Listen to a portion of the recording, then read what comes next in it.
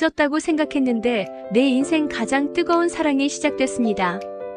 구독과 좋아요 부탁드립니다. 나는 50살, 이름은 은주였어요. 몇 년 전 남편은 집을 나가 돌아오지 않았어요. 처음엔 허전함이 남았지만 시간이 흐르자 혼자 사는 일상에 익숙해졌어요.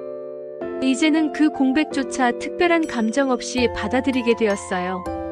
그러던 어느 날 숨이 막히듯 답답한 일상 속에서 달리기를 시작했어요. 그리고 그 작은 발걸음이 내 인생을 바꿔놓았어요.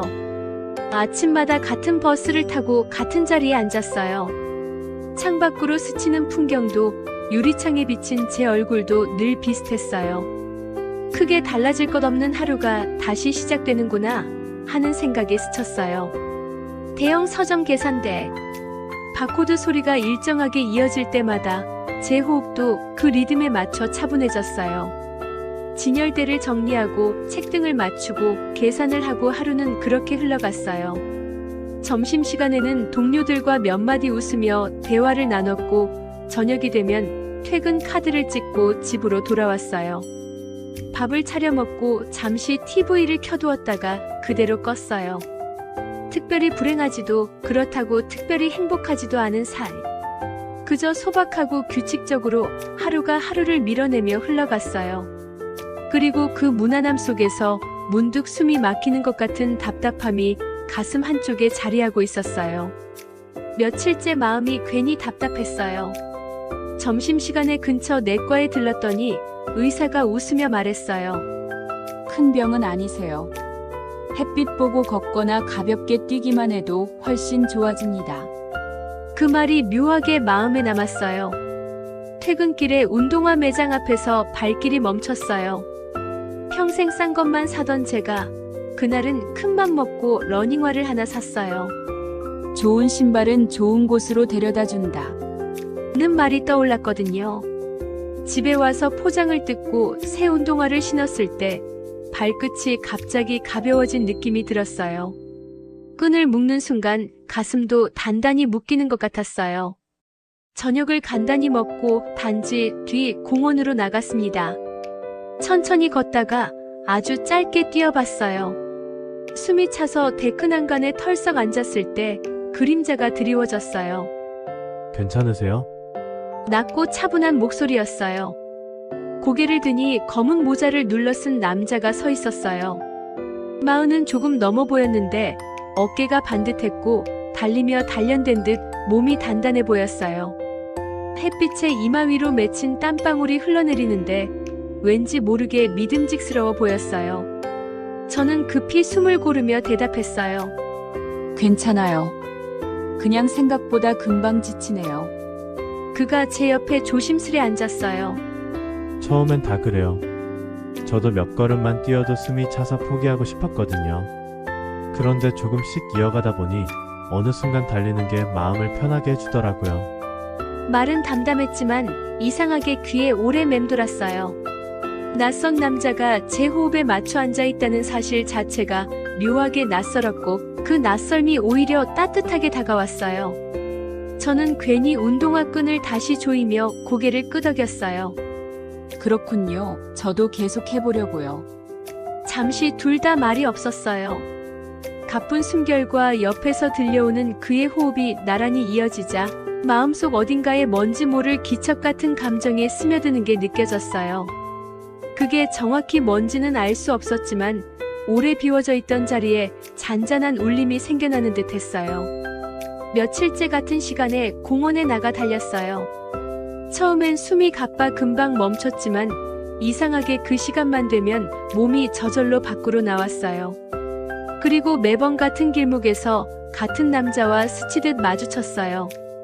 검은 모자를 눌러 쓴 그는 언제나 일정한 보폭으로 달리고 있었고 지나칠 때마다 짧게 눈인사를 건네곤 했어요. 그런 날들이 며칠 이어진 뒤 달리기를 마치고 편의점 앞 벤치에 앉아 음료를 마시고 있었어요. 땀이 식으며 선선한 바람이 불어오는 순간 그림자가 제 앞에 드리워졌습니다. 와, 진짜 열심히 하시네요. 고개를 들자 그가 서 있었어요. 순간 심장이 두근했어요. 운동 때문인지 아니면 낯선 남자의 관심 때문인지는 알 수 없었어요. 저는 얼떨결에 웃으며 대답했어요.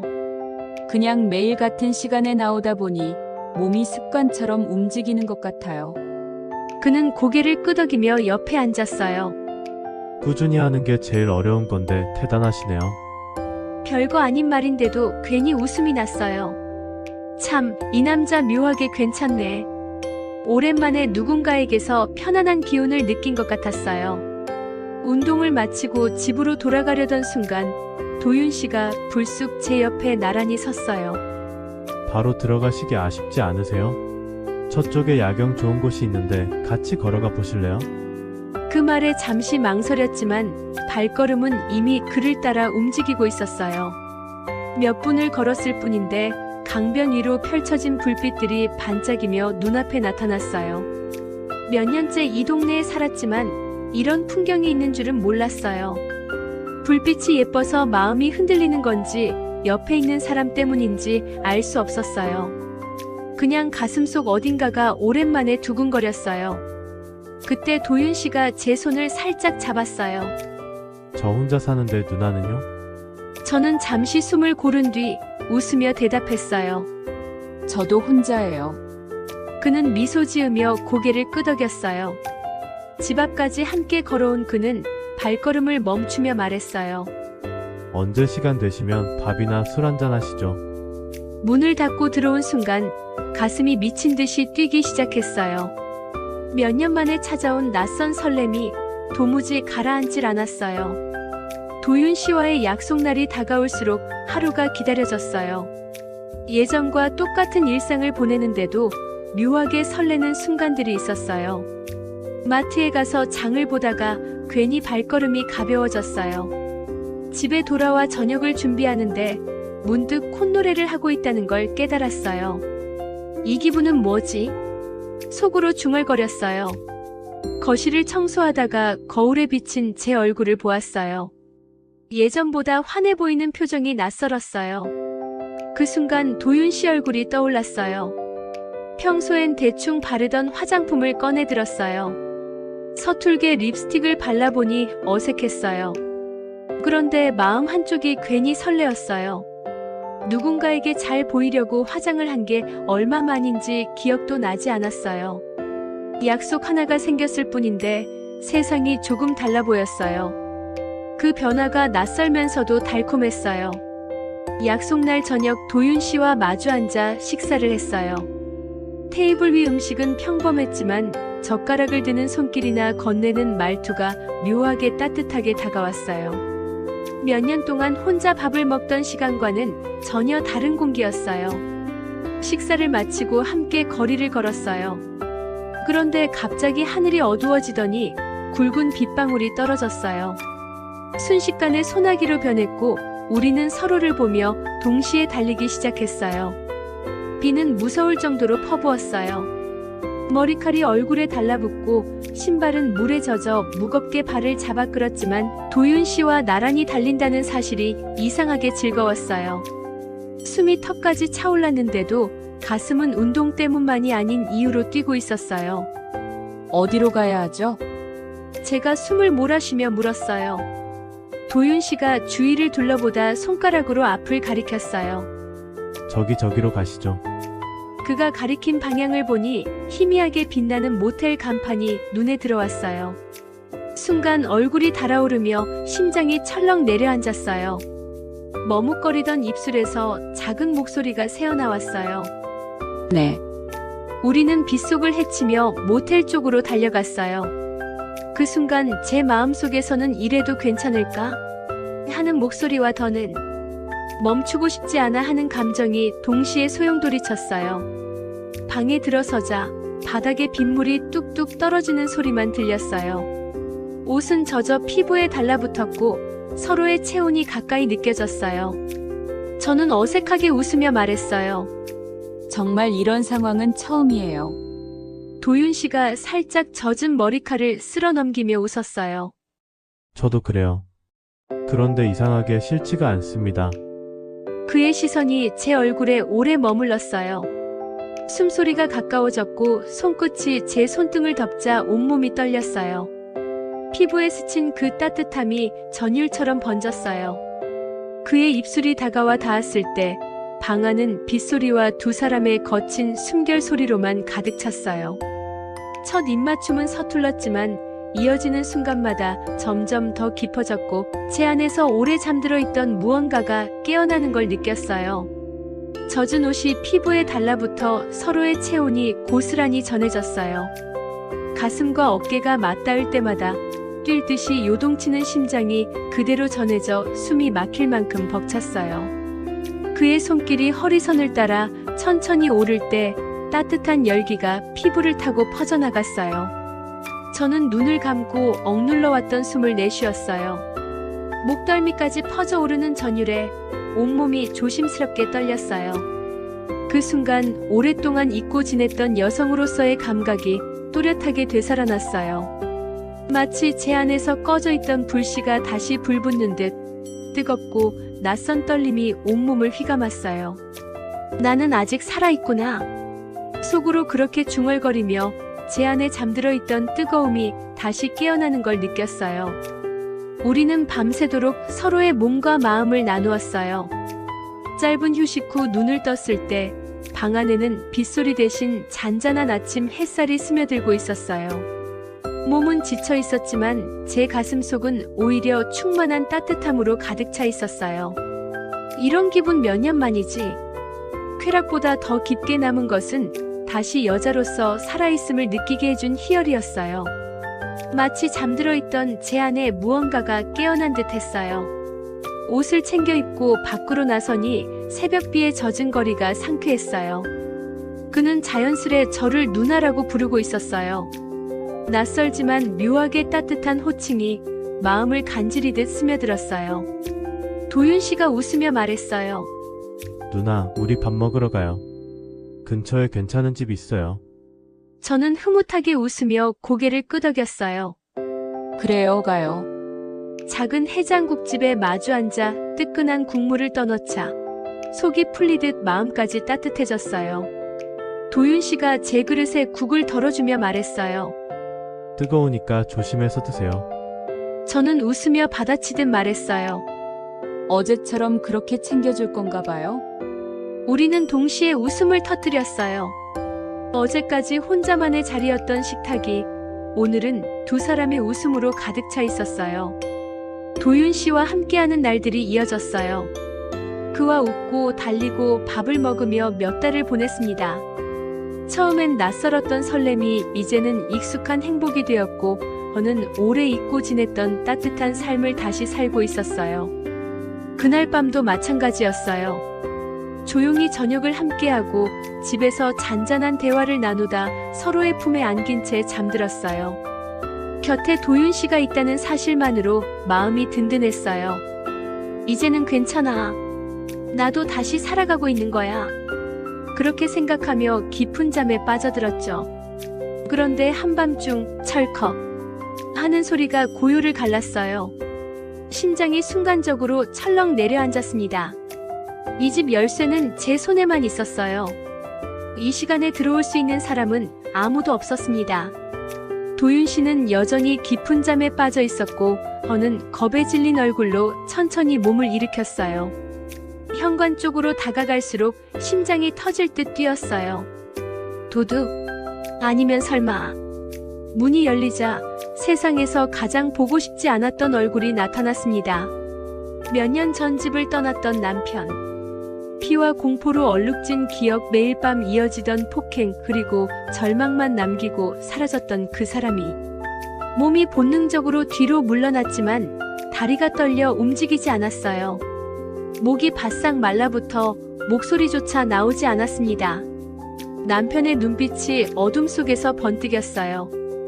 은주 잘 지냈나? 말투는 예전처럼 건조했지만 오히려 그 평온함이 더 무서웠습니다. 그 순간 제 뒤편에서 작은 숨소리가 들렸습니다. 아직 잠결에 몸을 뒤척이는 도윤 씨. 심장이 멎는 듯 했어요. 공포, 혼란, 그리고 들켜서는 안 된다는 절망이 한꺼번에 밀려왔습니다. 문 앞에서 웃고 있는 남편과 방 안에서 자고 있는 도윤 씨. 두 세계가 부딪히는 그 순간 발밑이 무너져 내리는 듯한 혼돈 속에 서 있었어요. 남편은 문턱을 넘어오자마자 제 쪽으로 다가왔습니다. 눈은 피로에 절어 있었지만 날카로운 광기가 번뜩이고 있었어요. 은주, 낮고 건조한 목소리가 귓속을 파고들었고 그의 손이 번개처럼 뻗어 제 손목을 움켜쥐었습니다. 손목뼈가 으스러질 듯 조여왔어요. 아, 본능적으로 비명이 터져 나왔습니다. 몸을 빼내려 했지만 힘이 너무 강했어요. 여전히 약하네. 그는 코웃음을 치며 제 어깨를 벽으로 세게 밀쳤습니다. 등이 쿵 하고 부딪히는 순간 숨이 턱 막히고 눈앞이 번쩍했어요. 그 소리에 방 안에서 이불이 스치는 소리가 들렸습니다. 은주 씨, 달려나온 도윤 씨 상황을 보는 순간 얼굴이 굳어졌습니다. 그 손 놓으세요. 낮지만 단단한 목소리였어요. 남편의 소나기는 여전히 제 손목을 조이고 있었고 저는 숨이 끊어질 듯 몸부림쳤습니다. 남편의 입술이 비틀려 올라갔습니다. 집에 남자가 있었네. 그만해. 제발. 저는 울먹이며 소리쳤습니다. 도윤 씨가 달려와 제 팔을 끌어내듯 붙잡았습니다. 놓으라고 했습니다. 남편은 비웃으며 다시 제 어깨를 거칠게 밀쳤어요. 쿵! 벽이 울리고 눈앞이 번쩍했어요. 누나, 도윤 씨가 저를 끌어안아 보호하듯 뒤로 물렸습니다. 그리고 남편을 향해 전력으로 몸을 밀쳐냈습니다. 쾅! 남편은 균형을 잃고 뒤로 나가 떨어졌습니다. 짧은 정적이 방 안을 휘감았고 저는 도윤 씨의 팔에 매달린 채 떨리는 숨만 몰아쉬고 있었습니다. 남편은 벽에 부딪혀 주저앉더니 이마에서 흐르는 피를 보고 잠시 멍하니 굳었어요. 피가 손등을 타고 흘러내리자 그의 눈빛이 순식간에 뒤틀렸어요. 이 자식이 감히. 그는 이를 갈며 도윤 씨에게 달려들었어요. 순식간에 두 사람은 거칠게 뒤엉켰어요. 의자와 테이블이 밀려나며 방 안이 요란하게 흔들렸어요. 도윤 씨는 맞받아쳤지만 남편의 주먹이 얼굴을 강타했어요. 그는 비틀거리며 바닥으로 쓰러졌고 입술에서 피가 번졌어요. 그만해. 제발 그만. 저는 울먹이며 두 사람 사이로 뛰어들었어요. 하지만 남편은 도윤 씨를 다시 붙잡으려 했고 도윤 씨는 온몸으로 버티고 있었어요. 그 순간 제 눈에 서랍이 스쳤어요. 몇 년 동안 닫아두었던 서랍. 손이 떨렸지만 주저할 틈은 없었어요. 저는 서랍을 열어 낡은 봉투를 꺼냈어요. 진단서와 사진들이 제 손에 쥐어졌어요. 눈물이 얼굴을 타고 흘러내렸지만 목소리는 떨면서도 힘이 실려 있었어요. 당장 나가지 않으면 이걸로 경찰에 신고할 거야. 다시는 내 앞에 나타나지 마. 방 안 공기가 무겁게 멎었어요. 남편의 눈빛이 흔들렸어요. 분노와 망설임이 뒤섞인 얼굴로 잠시 저를 노려보다가 결국 이를 갈며 현관으로 향했어요. 쾅! 문이 닫히는 소리에 온몸이 풀려버렸어요. 저는 그 자리에 무너져 울음을 터뜨렸어요. 도윤 씨 곁으로 기어가 그의 상처난 얼굴을 부여잡으며 울부짖었어요. 미안해요. 나 때문에 미안해요. 도윤 씨는 숨을 고르며 웃음 비슷한 것을 지었어요. 상처난 입술 사이로 피가 번졌지만 그는 조용히 손을 들어 제 얼굴을 쓰다듬었어요. 괜찮아요, 누나. 그 순간 눈물이 더 쏟아졌어요.